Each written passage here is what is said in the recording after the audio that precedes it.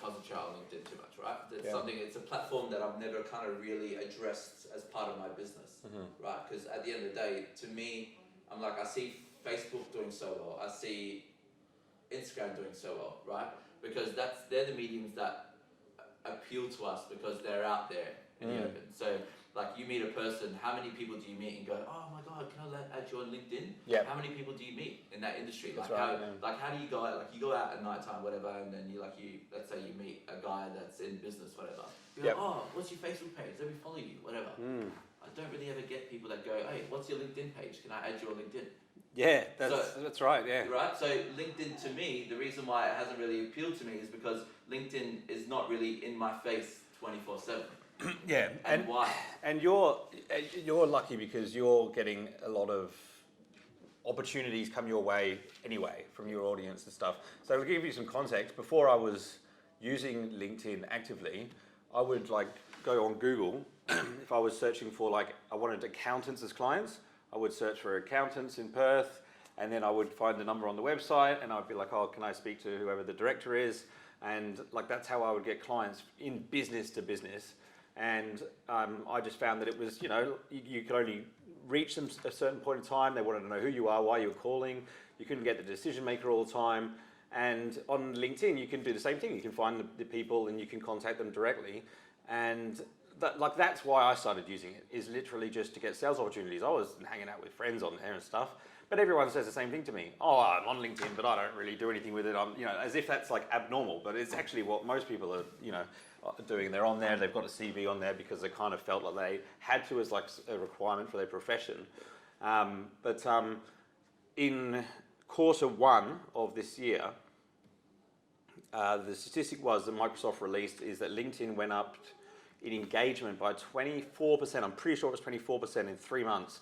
So the amount of time people are spending on there has gone up 24%. 3 months is a short period of time, and it's been going up, steadily like that for the last couple of years. So there are people that are actually hanging out on there now. So the reason that they'd be doing that is because the content is getting better. Well, the content's, the content, but it's just what makes it to the top of the newsfeed, right? So on Facebook, like, what gets to the top of news feeds different to what gets to the top of news feed on Instagram, and LinkedIn's more of in a professional context, I guess.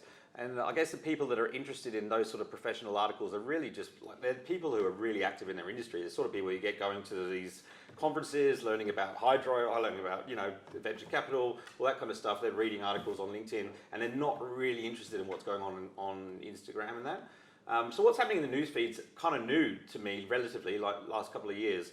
I was just using it literally as a Rolodex to contact prospects before. So it's completely different to other social media sites when you think about it. And I think that, like, when you get people like Gary Vaynerchuk who are active on Instagram and Facebook and Twitter, and they have a lot of experience on those platforms, and they come to LinkedIn, they miss a lot of the opportunity because he's posting content and he's building a following, but he doesn't realize you can actually use LinkedIn to set appointments in a way that you can't really, it's not as appropriate on some of the other social channels.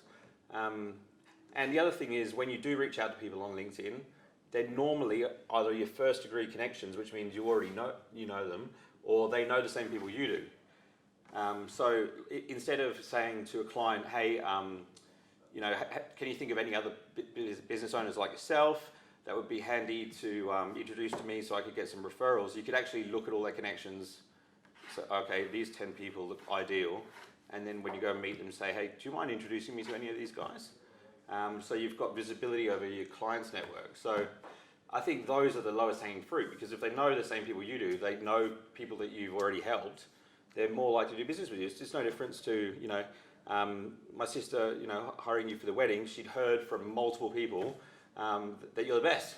And so, she didn't think twice about it. And it's just no different like on LinkedIn. It's just, on an online context, basically.